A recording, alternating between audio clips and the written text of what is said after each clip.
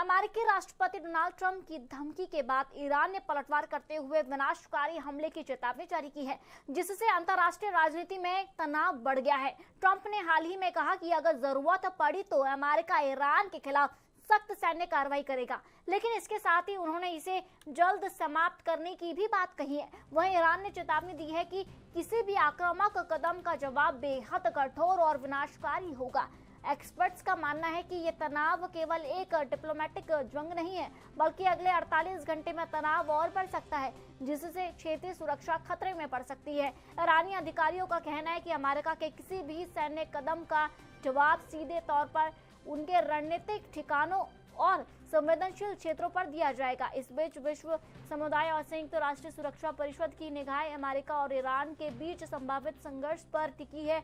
अंतर्राष्ट्रीय एक्सपर्ट्स ने बताया कि इस तनाव का असर केवल मध्य पूर्व में नहीं, बल्कि वैश्विक तेल बाजार, वित्तीय स्थिरता और अंतर्राष्ट्रीय व्यापार पर भी पड़ सकता है। ट्रंप के दिमाग में क्या रणनीति है और वह कब कार्रवाई करेंगे, और ये अभी स्पष्ट नहीं है, लेकिन स्थिति बेहद नाजुक और संवेदनशील बनी हुई है।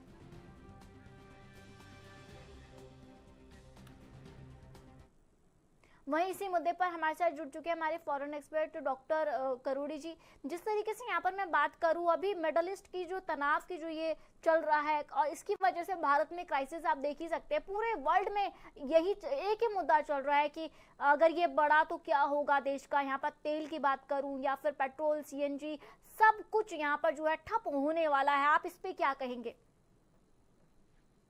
देखिए, पेट्रोल है, डीजल है, CNG है, ये अपने आप में एक्सक्लूसिव नहीं है। अगर ये इनकी कमी होती है या इनके भाव रेट बढ़ती हैं तो हर चीज के रेट बढ़ती है। और क्योंकि ये ट्रांसपोर्टेशन में काम आती है, मैन्युफैक्चरिंग में एनर्जी की, क्योंकि ये सोर्स ऑफ एनर्जी है, तो मैन्युफैक्चरिंग हो चाहे ट्रांसपोर्ट हो, हर जगह इनका यूज होता है। तो हर चीज के फिर भाव बढ़ेंगे, हर चीज की रेट बढ़ेगी, तो ये एक तरह के जनता के लिए बड़ा मुश्किल हो जाएगा अपना जीवन जीना।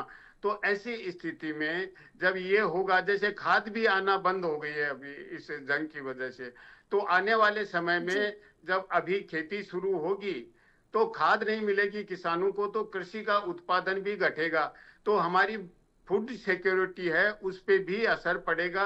तो खाने को अनाज की भी दिक्कत भविष्य में हो सकती है।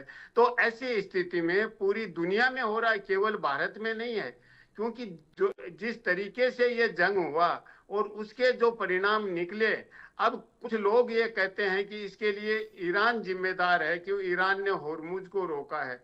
लेकिन होर्मुज तो कब रोका? जब जंग शुरू हो गया। जंग किसने शुरू किया? इजराइल और अमेरिका ने किया। अब इसके ऑप्शन नहीं निकल रहे हैं, रास्ते नहीं निकल रहे हैं। अमेरिका चाहता है कि इससे वापस निकला जाए। अमेरिका ने बहुत से ऑप्शंस देख लिए कि क्या क्या किया जा सकता है, उनके हर ऑप्शन ईरान में असफल हो गए। उन्होंने ये भी प्रयास किया कि ईरान में जो माइनॉरिटी हैं, जैसे वहाँ कुर्द हैं, बलूच हैं, अजरी हैं, उनको भड़काने की कोशिश की कि ईरान में सत्ता परिवर्तन हो जाए। उसका असर नहीं पड़ा।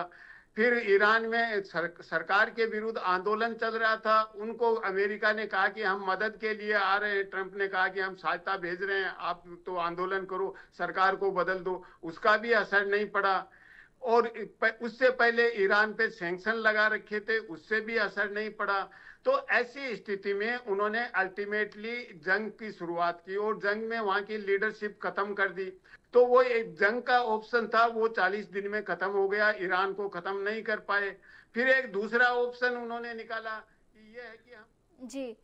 डॉक्टर करूड़ी जी, आपका धन्यवाद हमारे साथ जुड़ने के लिए और ये तमाम जानकारी देने के लिए।